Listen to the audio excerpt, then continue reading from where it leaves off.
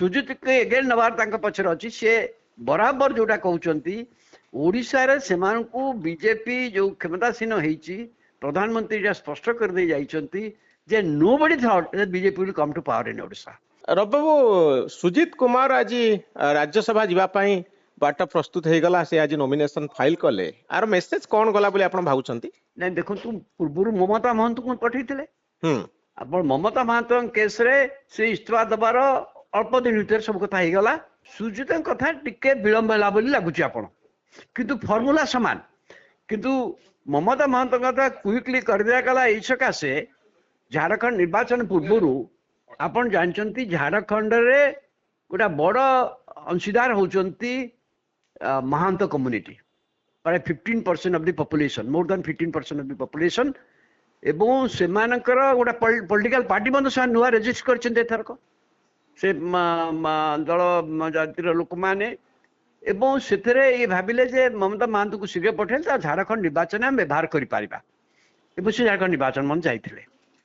କିନ୍ତୁ ସୁଜିତଙ୍କ କ୍ଷେତ୍ରରେ ଅବଜେକ୍ଟିଭ ଏଇଟା ସବୁ କଥା ଦିଲ୍ଲୀ ନେତୃତ୍ୱ କରୁଛି, ରାଜ୍ୟ ନେତୃତ୍ୱ କରୁନି। ଏଥିରେ ରାଜ୍ୟ ନେତୃତ୍ୱର କୌଣସି ଭୂମିକା ନାହିଁ ବୋଲି ଭାବନ୍ତୁ। ସୁଜିତ କେ ଏଗେନ୍ ନବାର ତାଙ୍କ ପଛରେ ଅଛି। ସେ ବରାବର ଯୋଉଟା କହୁଛନ୍ତି ଓଡ଼ିଶାରେ ସେମାନଙ୍କୁ ବିଜେପି ଯୋଉ କ୍ଷମତାସୀନ ହେଇଛି ପ୍ରଧାନମନ୍ତ୍ରୀ ଏଇଟା ସ୍ପଷ୍ଟ କରିଦେଇ ଯାଇଛନ୍ତି ଯେ nobody thought that BJP will come to power in Odisha।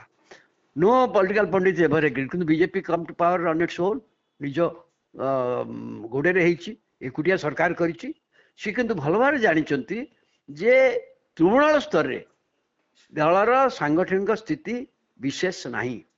ତୃଣମୂଳ ସ୍ତରରେ ଦଳକୁ ଯଦି ମଜବୁତ ନ କରାଯାଏ ଦଳ କିଛି ନା ବହୁତ ଶୀଘ୍ର ସଙ୍କଟରେ ପଡ଼ିଯିବ। ଏବଂ ନବୀନ ପଟ୍ଟନାୟକଙ୍କର ଗୋଟେ ଲୋକପ୍ରିୟତା ଇଣ୍ଟାକ୍ଟ ବର୍ତ୍ତମାନ ଅଛି। ତେଣୁ ସେମାନେ ଏଇ ସୁଜିତ ଯୋଉଟା ହେଲା ଏଇଟା କନ୍ଧମାଳ, ଏଇଟା ଦେଖନ୍ତୁ 1.5 ବର୍ଷ ପାଇଁକା, 1.5 ବର୍ଷ ପରେ ତାଙ୍କୁ ଯେ ନମିନେସନ ଦେବେ ମୁଁ ସେ ବିଷୟରେ ଜାଣିଛି ନମିନେସନ ଦେବେନି। କିନ୍ତୁ ସୁଜିତ କୁମାର କାହିଁକି ରାଜି ହେଲେ ବୋଲି ଆପଣ ଭାବୁଛନ୍ତି? ସେ ତ ଥିଲେ, ତାଙ୍କର ବର୍ତ୍ତମାନ କଣ ଲାଭ ହବ? ସିଏ କ୍ଷମତା ବ୍ୟବସ୍ଥା ସହିତ ଆସିଲେ ସେ ଭାବୁଛନ୍ତି ଯେ କଳାହାଣ୍ଡି ଜିଲ୍ଲାରେ ଯୋଉ ମୁଁ କହିଲି ବିଜେପିର ଯୋଉ ସ୍ଥିତି ଅଛି ସେ ସ୍ଥିତିଟା ତୃଣମୂଳ ସ୍ତର ସ୍ଥିତିଟାକୁ ମାନେ ଇଏ ଟିକେ ଦୃଢ଼ କରିବାରେ କି ସହାୟକ ହେବେ ନିଶ୍ଚିତ ଭାବରେ। ଏବଂ ବେସିକାଲି ବ୍ୟକ୍ତିଗତ ଲାଭ କଣ ହବ ତାଙ୍କର? ବ୍ୟକ୍ତିଗତ ଲାଭ ତ ହବଇ।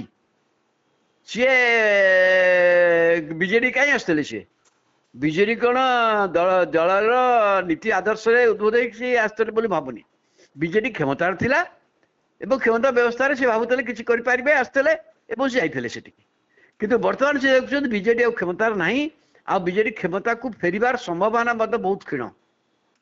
ତ ସିଏ ତ ଜଣେ ଅତ୍ୟନ୍ତ ପାଠୁଆ ଲୋକ, ବୁଦ୍ଧିମାନ ଲୋକ, ଏବଂ ସିଏ କଳାହାଣ୍ଡି ଜିଲ୍ଲା ରାଜନୀତିକି ଦେଖୁଛନ୍ତି, ପଶ୍ଚିମ ଓଡ଼ିଶା ରାଜନୀତିକି ଦେଖୁଛନ୍ତି ଏବଂ ସେଇ ଅନୁସାରେ ତାଙ୍କର ପୋଜିସନ ନେଉଛନ୍ତି। ତ ଆପଣ ଭାବୁଛନ୍ତି କି ଏଇ 2 ଜଣ ରାଜ୍ୟସଭାକୁ ଯିବା ଫଳରେ ବର୍ତ୍ତମାନ ଓପନ ଇନଭିଟେସନ ରହିଲା ବିଜୁ ଜନତା ଦଳର ରାଜ୍ୟସଭା ସାଂସଦ ମାନଙ୍କ ପାଇଁ ଯେ ଆପଣ ମାନେ ଚାହିଁଲେ ମଧ୍ୟ ଆସିପାରିବେ, ଆଉ ଏ ଅଫରକୁ କିଛି ଏମପି ଆଗକୁ ଗ୍ରହଣ କରିବେ ବୋଲି ଆପଣ ଭାବୁଛନ୍ତି କି? ମୁଁ ଭାବୁଛି ଯେତିକି ହେବା କଥା ହେଇଗଲା, ଆଉ ଅଧିକା ଯିବ କି ନାହିଁ ମୁଁ ଭାବୁନି। କାହିଁକି ନା ଏମାନେ ଯୋଉ 1.5 ବର୍ଷିଆ ମାନେ ଆସିଲେ, ବର୍ତ୍ତମାନ ଓଡ଼ିଶାର ଯୋଉ ନେକ୍ସଟ ହବ 2026ରେ ଯାଇ ଓଡ଼ିଶାରେ ନିର୍ବାଚନ ହବ ଆପଣ ଜାଣିଛନ୍ତି। ସେତେବେଳେ 2026ରେ ହବ 3ଟା ଆସନ, ସେଥିରୁ 2ଟା ଆସନ ତ ବିଜେପି ନେବା ପାଇଁ ଉଦ୍ୟମ କରିବ। ଟିକେ ସଂଖ୍ୟା କମିଲେ ମଧ୍ୟ କାହାକୁ କେମିତି କରିବି ଚେଷ୍ଟା କରିବେ ସେମାନେ।